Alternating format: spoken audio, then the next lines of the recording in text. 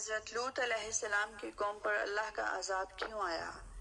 تاریخ کے مطالعے سے پتہ چلتا ہے کہ اردن، شام اور اسرائیل کے درمیان ایک علاقہ ہے جو انتہائی زرخیز اور متمدن تھا۔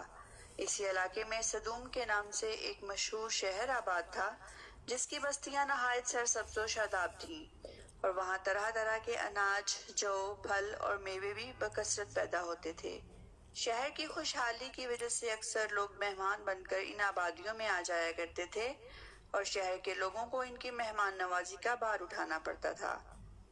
شہر کے لوگ مہمانوں کی ہر درجہ آمد سے کبھی کبھی بہت تنگ آ جاتے تھے۔ ان کی مہمان نوازی سے اکتاہٹ اور بیزاری کو دیکھتے ہوئے شیطان کو موقع مل گیا، اور اس نے ایک ایسا گھناؤنا کھیل کھیلا جس کی مثال ماضی میں کہیں نہیں ملتی۔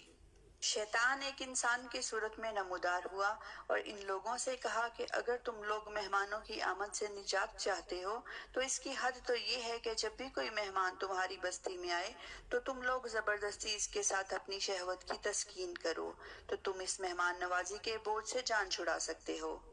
اس طرح ان لوگوں نے رفتہ رفتہ اس برے کام کا آغاز کیا، اور بہت جلد یہ لوگ ہم جنس پرستی کے اس قدر عادی ہو گئے کہ عورتوں کو چھوڑ کر مردوں سے اپنی شہوت پوری کرنے لگے۔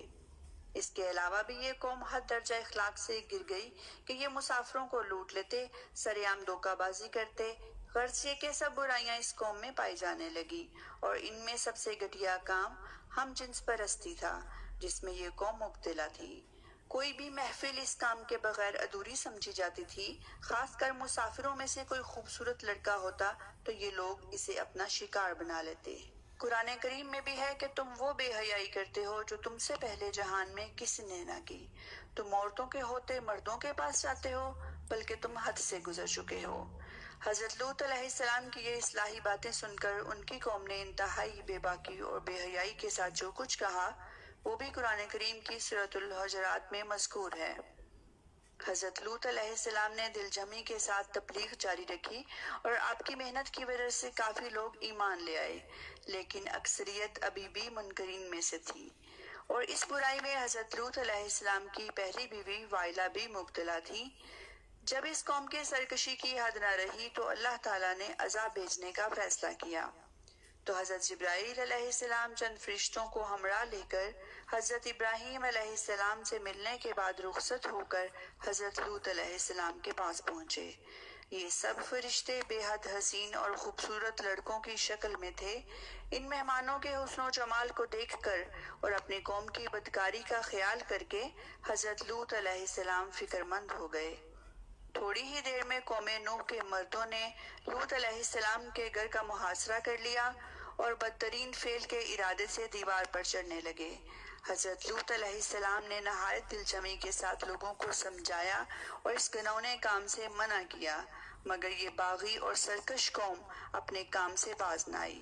حضرت لوط علیہ السلام نے اپنے مہمانوں پر دروازہ بند کر لیا، مگر وہ آئے اور انہوں نے دروازے کو توڑا اور اندر داخل ہو گئے۔ حضرت جبرائیل علیہ السلام نے اللہ کے حکم سے ان کی آنکھوں پر ضرب لگائی تو وہ لوگ اندھے ہو گئے۔ انہوں نے کہا کہ لوط تم ہمارے پاس جادوگر لے کر آئے ہو۔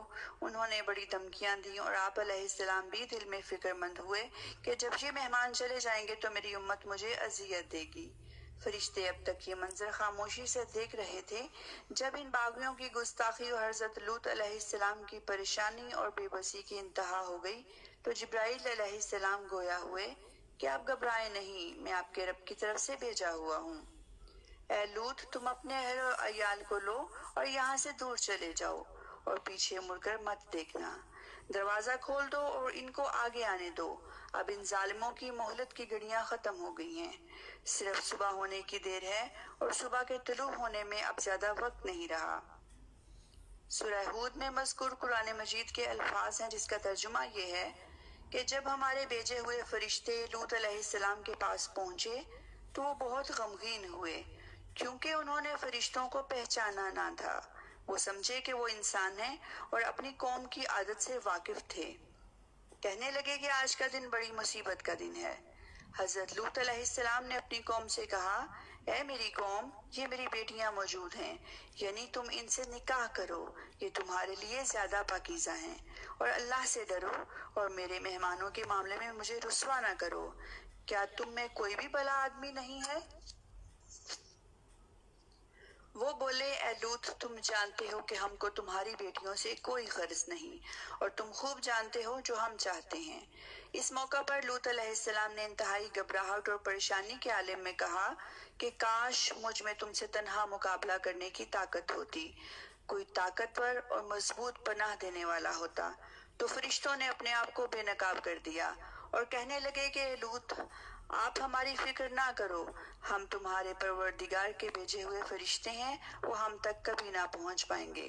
اپنے اہل و عیال کو لے کر نکل جاؤ اور تم میں سے کوئی بھی پیچھے مڑ کر نہ دیکھے، بے شک اس قوم پر عذاب پہنچ کر رہے گا جو ان کو پہنچنا ہی ہے، بے شک ان کی تباہی کے لیے صبح کا وقت مقرر ہے۔ پھر جب ہمارا حکم پہنچا تو ہم نے ان کی بستی کو الٹ پلٹ کر کے رکھ دیا، اس بستی کو اٹھا کر بلندی سے زمین پر الٹا کر پٹخ دیا، پھر اس پر پکی ہوئی مٹی کے پتھر تابڑ توڑ برسا دیے۔ ہر پتھر خدا کی طرف سے نامزد کیا ہوا تھا اور اس پر نام لکھا ہوا تھا۔ شہر سدوم کچھ زیادہ دور نہیں ہے، مکہ سے شام کا سفر کرتے وقت راستے میں پڑتا ہے۔ حضرت لوط علیہ السلام نے اللہ کے حکم سے گھر والوں اور مومنین کو ہمراہ لے کر بستی سے باہر نکل گئے۔ حضرت جبرائیل علیہ السلام اس شہر کو اپنے پروں پر اٹھا کر آسمان کی طرف بلند ہوئے اور کچھ اوپر جا کر ان بستیوں کو الٹ دیا۔ یہ آبادیاں زمین پر گر کر چکنا چور ہو کر بکھر گئیں۔ قوم لوط کے تمام لوگ مر گئے اور ان کی لاشیں بھی ٹکڑے ٹکڑے ہو کر بکھر گئیں۔ عین اس وقت جب یہ شہر الٹ پلٹ رہا تھا، حضرت لوط علیہ السلام کی بیوی جس کا نام وائلہ تھا، جو در حقیقت منافقین اور قوم کے بدکاروں سے محبت رکھتی تھی، اس نے پیچھے مڑ کر دیکھ لیا اور وہ بھی وہیں ہلاک ہو گئی۔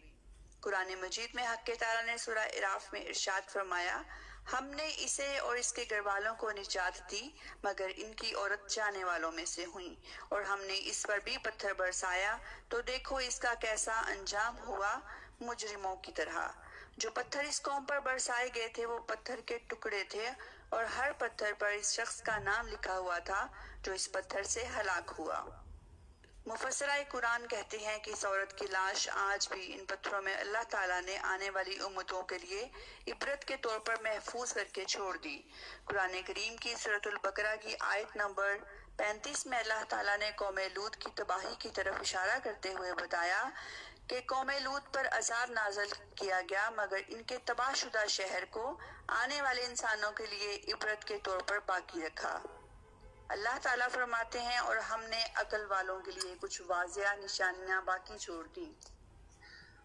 قرآن کریم کی وضاحت کے باوجود قوم لوط کے تباہ شدہ شہر کے بارے میں آج تک حضرت انسان کسی نتیجے تک نہیں پہنچ پایا تھا، مگر حال ہی میں امریکی ماہرین ارضیات و آثار قدیمہ نے 10 سال کی تحقیق و جستجو کے بعد یہ دعویٰ کیا ہے کہ وہ قوم لوط کے تباہ ہونے والے شہر کو دریافت کرنے میں کامیاب ہو گئے ہیں۔ امریکی تحقیقاتی مشن کے سربراہ سٹیفن کوہن کا کہنا ہے کہ ان کی تحقیقات کا نتیجہ سامنے آیا تو وہ خود بھی حیران رہ گئے۔ سدوم شہر میں زندگی ایک دم ختم ہو کر رہ گئی تھی، اور غور کیا جائے تو یہی 1400 برس پہلے قرآن کریم میں بھی بتایا گیا تھا کہ جب اس شہر کے باسی اپنی عیش و عشرت اور سرکشیوں میں حد سے گزر گئے تو ایک رات کو اللہ تعالیٰ کے حکم سے جبرائیل علیہ السلام نے اس پوری بستی کو الٹ کر رکھ دیا اور یہاں پر زندگی کا خاتمہ ہو گیا۔ امریکی ٹیم نے اس شہر کے 2 حصوں کی نشاندہی کی ہے، جبکہ آج سے 14 صدیاں قبل قرآن کریم میں بھی اس کے 2 ہی حصوں کی نشاندہی کی گئی تھی۔ وہ تمام نشانیاں پوری ہوئیں جو 1400 برس قبل قرآن کریم میں اللہ تعالیٰ نے بیان فرما دی تھی۔ حضرت لوط علیہ السلام کی بیوی کو عبرت کا نشان بنا دیا گیا تھا، بعض روایات کے مطابق پتھر کی بنا دیا گیا، اور اس کا بت ابھی تک بحیرہ مردار کے قریب موجود ہے۔ اس سے کچھ نکات ضرور واضح ہوتے ہیں کہ جو اللہ کی نافرمانی کرے گا وہ اللہ کے عذاب کا ضرور حقدار بنے گا، اور کسی کی نیکی دوسرے کے کام نہیں آ سکتی ہے، یہاں تک کہ انبیاء بھی اللہ کے فیصلے کے سامنے بے بس ہیں۔ وہ اللہ کے احکامات کو تسلیم کرتے ہیں، لہٰذا ہمیں بھی تسلیم کرنا چاہیے۔ اللہ تعالیٰ سے ہر دم دعا رہنی چاہیے کہ وہ ہمیں اپنی اصلاح فرمانے کی توفیق بخشے اور امت محمدی صلی اللہ علیہ وآلہ وسلم کو تمام اقسام کے افعال بد سے محفوظ رکھے، آمین۔